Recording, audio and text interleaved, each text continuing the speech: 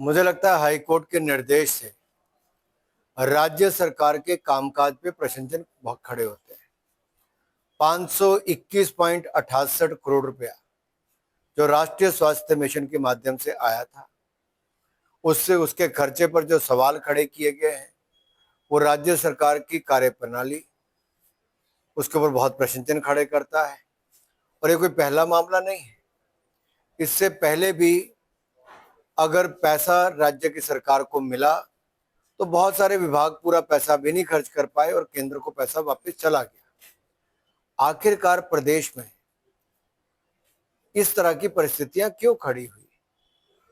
राज्य की सरकार के पास अपना पैसा नहीं, 5-5 महीने लेट लोगों के पास सोशल वेलफेयर का पैसा पहुंचा। 5 महीने। आप सोचिए एक बुजुर्ग आदमी के ऊपर क्या बीतती होगी, अपंग दिव्यांग के ऊपर क्या बीतती होगी, जिसको 5 महीने पैसे का इंतजार करना पड़ा। और उस पर भी कई प्रश्न चिन्ह लगे हुए हैं। कईयों को मिला, कईयों को नहीं मिला। इसी तरह से जिनको पिछली बाढ़ के समय कहा कि 7 लाख रुपए मकान बनाने के लिए देंगे, वो भी अब तक पूरा कईयों को नहीं मिला। अब ये तीसरा सवाल ये खड़ा हो गया कि जो पैसा केंद्र से आया वो उसका खर्च, उसमें अगर अनियमितताएं हैं तो उसमें क्या है? तो मुझे लगता है इसके साथ बहुत सारे सवाल कामकाज के ऊपर खड़े हो गए। मैं पहली बात कहूं कि राज्य में भी सरकार है कि नहीं है? सवाल तो खड़ा होता है अगर केंद्र की ओर ही देख रहे तो राज्य की सरकार क्या कर रही है?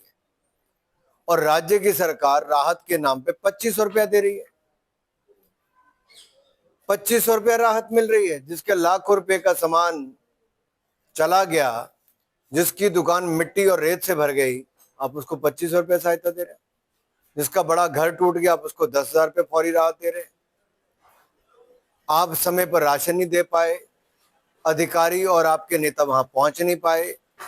जब भारतीय जनता पार्टी ने राशन भी दे दिया, खाना बनाने का सामान दे दिया, गद्दे दे दिए, दवाई की सुविधा दे दी, तरपाल दे दिए, हर तरह से मदद की, यानी कि भारतीय जनता पार्टी पहले मदद करने पहुंच गई, मदद ज्यादा कर दी, और लेकिन राज्य के पूरा तंत्र और सरकार विफल हो जाए और आप केवल इतना कहें कि केंद्र तो मदद करेगा, आपदा के लिए जो टीम आती है वो आके देखेगी, आप कागज देंगे वो भी करेंगे। पिछली बार भी केंद्र सरकार ने हजारों करोड़ रुपए की मदद की, राज्य की सरकार पूरा खर्च नहीं कर पाई, और जो मिला उसको भी बंदर बांट किया गया, चहेतों को दिया गया। तरपाल और राहत के पैसे, डंगे लगाने के पैसे तक भी ये चुनकर दिए गए कौन कांग्रेस का, कौन भारतीय जनता पार्टी का है। कम से कम आपदा में तो राजनीति ना हो। स्वास्थ्य सेवाओं में जिस प्रकार प्रदेश सरकार को इस आपदा में काम करना चाहिए था, उससे पहले अनुराग स्वास्थ्य सेवा अस्पताल जो है वो वहां पहुंच गए।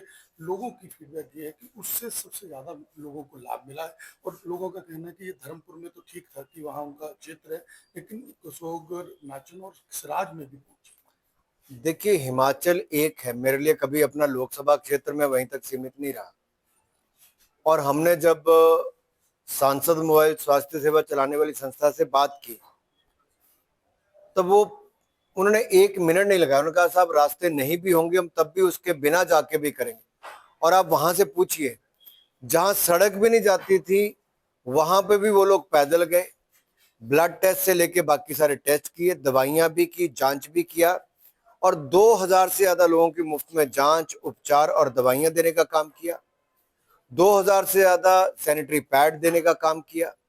यहां तक कि लगभग 1000 तरपाल हो, या फिर बाकी राशन और अन्य चीजें हों, या बच्चों के लिए स्कूल के bag, copy, pen, pencil, biscuit, protein की आइटम, ये सब किया गया।